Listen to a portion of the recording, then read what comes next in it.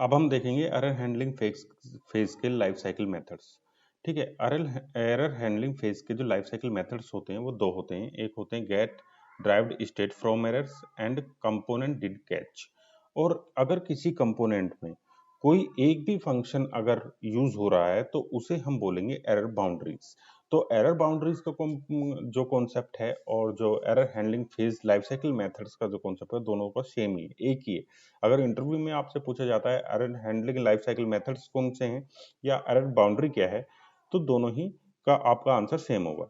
ठीक है, तो यहाँ पे दो हमारे मेथड्स हैं। यहाँ पे get derived state from props, मतलब अगर किसी कंपोनेंट में कोई एरर आती है रेंडरिंग के टाइम पे, ठीक है, रेंडरिंग के टाइम पे, देखिए मैं रेंडरिंग पे फोकस कर रहा हूँ, पर रेंडरिंग के टाइम पे तो वो यहाँ पे कैच हो जाती है। ठीक है, और यहाँ पे कैच होने के बाद हम क्या है उस एरर के रिप्लेसमेंट पे हम कोई भी लाइक 404 पेज दिखा सकते हैं। ठीक है, कुछ अलग से इमेज दिखा सकते हैं, कोई टेक्स्ट दिखा सकते हैं। ठीक है, और कंपोनेंट डिड कैच क्या करता है कि यहाँ पे हम कैच करके उस एरर को उसकी पूरी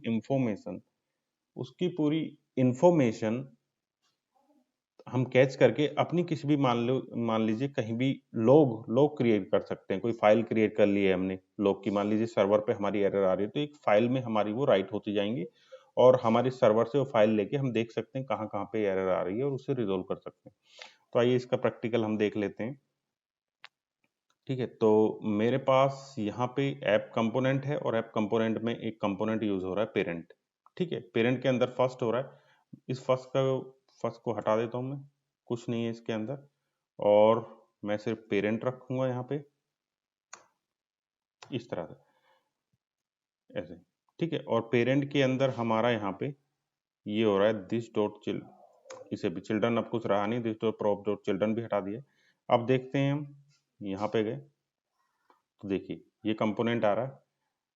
ठीक, अब मैं क्या करता हूँ इस कंपोनेंट में मैनुअली एरर क्रिएट करता हूँ। कैसे कि मेरे पास एक प्रोप्स आ रहा है यहाँ पे नेम राम, तो राम के अगर मेरे पास राम आएगा, ठीक है, मान लीजिए अगर इफ कंडीशन मैंने यहाँ पे लगा ली है प्रोप्स डॉट, ये प्रोप्स आ रहा है कंस्ट्रक्टर में, फिर सुपर में यहाँ पे मुझे प्रोप्स मिल रहा है तो यहाँ पे ये नेम मिल जाएगा और नेम ट्रिपल इक्वल टू, अगर मेरे पास मोहन है, ठीक है, तो यहाँ पे एक एरर थ्रो कर देगा। ये क्या, थ्रो न्यू एरर। ठीक है, मैं मैनुअली एरर क्रिएट कर रहा हूं, देखिए यहाँ पे समथिंग वेंट रॉन्ग।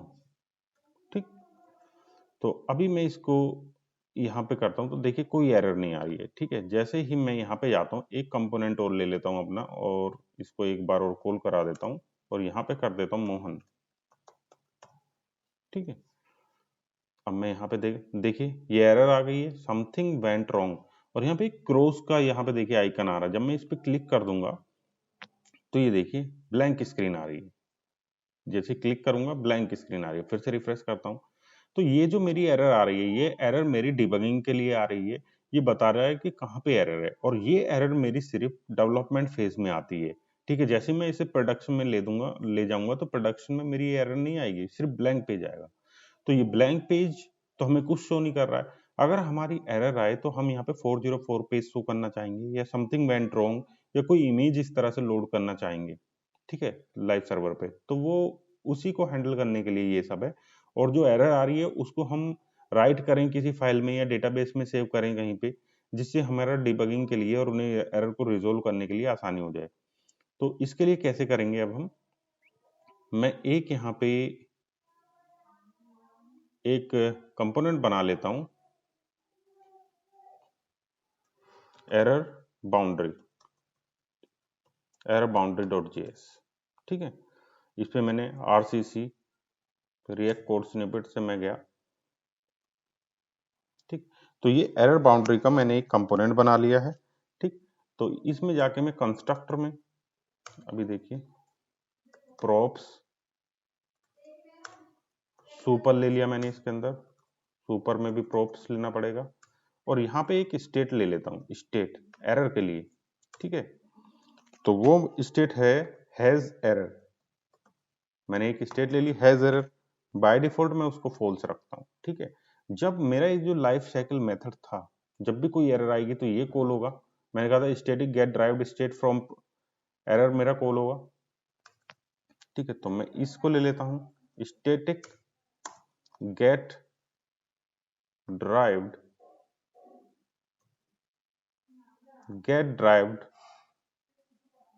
स्टेट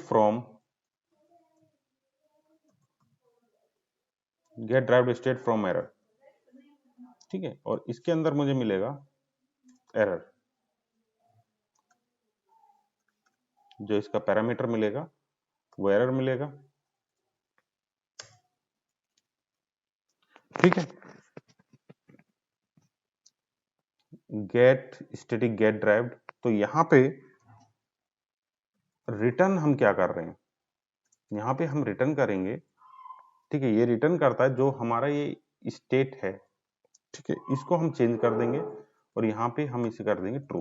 तो यहाँ पे ट्रू क्यों किया है, क्योंकि ये तब कॉल होगा get derived state from props, तब कॉल होगा जब कोई एरर हमें मिल रही है। और जब एरर मिल रही है तो हैज एरर जो यहाँ पे फॉल्स सेट किया था इसे हम ट्रू कर देंगे, क्योंकि इसके बेस पे हमें 404 पेज या कुछ समथिंग वेंट रॉन्ग दिखाना है ना। तो इसलिए हम यहाँ पे जाते हैं, this dot state dot has error. अगर एरर है तो हम यहाँ पे कर देंगे शो।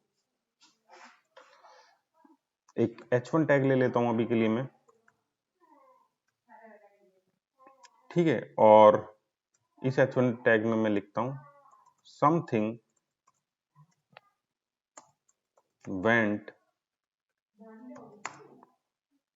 स्मॉल में ले लेता हूं, वेंट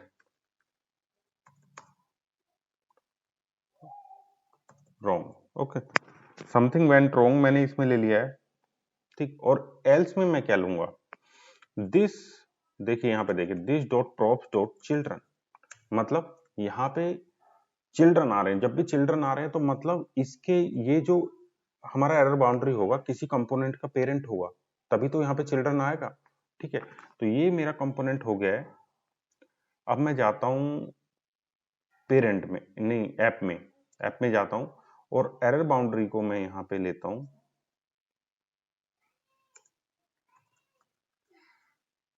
एरर बाउंड्री। ये देखिए यहाँ पे मैंने एरर बाउंड्री, और एरर बाउंड्री को मैं यहाँ पे यूज कर रहा हूँ एज ए पेरेंट। ठीक है, ये देखिए एज ए पेरेंट मैंने यूज किया है तभी, और ये जो मेरा पेरेंट होगा ये कंपोनेंट, ये मेरा यहाँ पे एरर बाउंड्री में एज ए चिल्ड्रन इसका जाएगा यहाँ पे। ठीक है, अगर कोई एरर आती है तो हमारा ये h1 टैग कॉल होगा, ये शो होगा, अदरवाइज ये हमारा जो कंपोनेंट है ये शो हो जाएगा।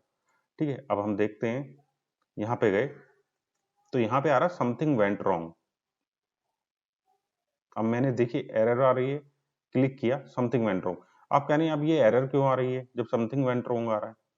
ठीक है, ये एरर डिबगिंग जो डेवलपर फेज होगा उसमें आएगी। ठीक है, लेकिन अगर अब हम देखें, मान लीजिए डेवलपर नहीं प्रोडक्शन फेज है तो ये एरर नहीं आएगी। इसको मैं कर देता हूँ तो इस तरह से शो होगा।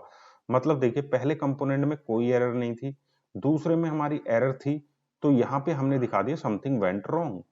ठीक, समथिंग वेंट रॉन्ग। अगर मान लीजिए मैं इसका यूज नहीं करता हूं, नहीं, अगर मैं एरर बाउंड्री का यूज नहीं करता हूं,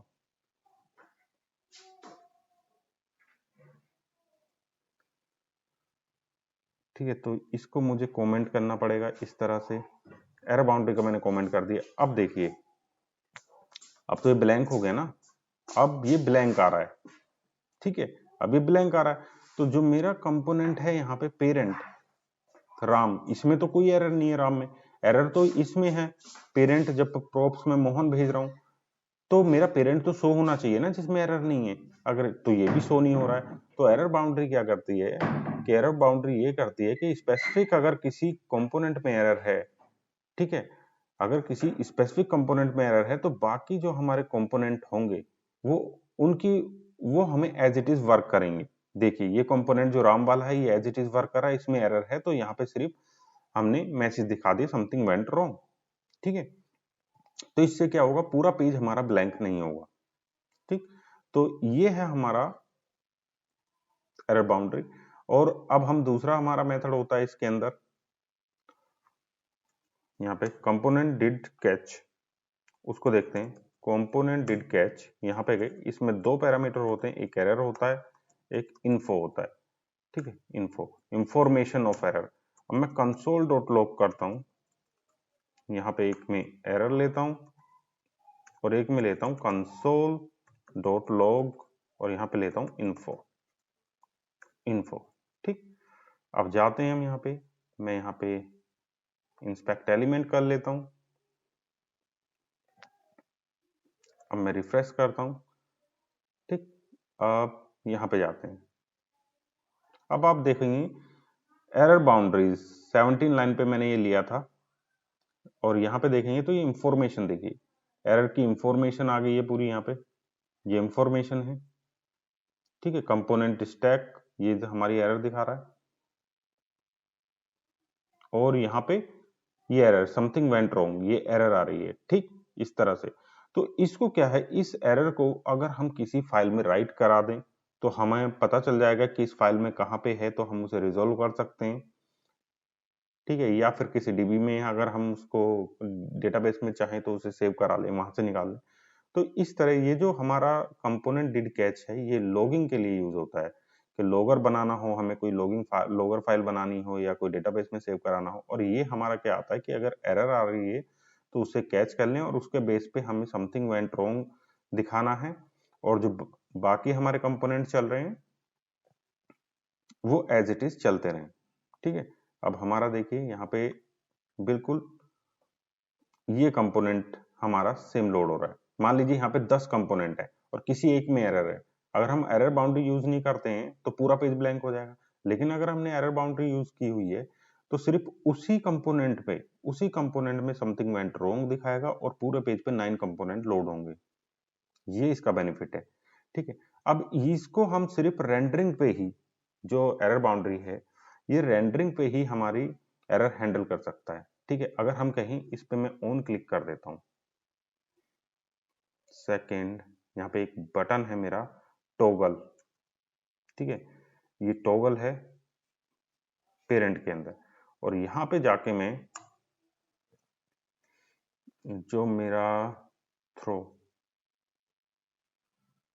ठीक है, समथिंग वेंट रॉन्ग, अगर मैं यहाँ पे लगा दूं थ्रो के अंदर, ठीक, यहाँ पे मेरी एरर आ गई कि यहाँ पे मेरा ये एरर आए और फिर मुझे ये काम करे, तो ये काम नहीं करेगा। मैं यहाँ से रिफ्रेश करता हूँ। ठीक है, और यहाँ पे मैंने क्लिक किया तो टॉगल आपको दिख रहा है, जो पहला कंपोनेंट जो है और उसमें राम पास हो रहा है परम्स, तो इस पे मैं क्लिक करता हूँ तो देखिए ये इस पे वर्क नहीं कर रहा है।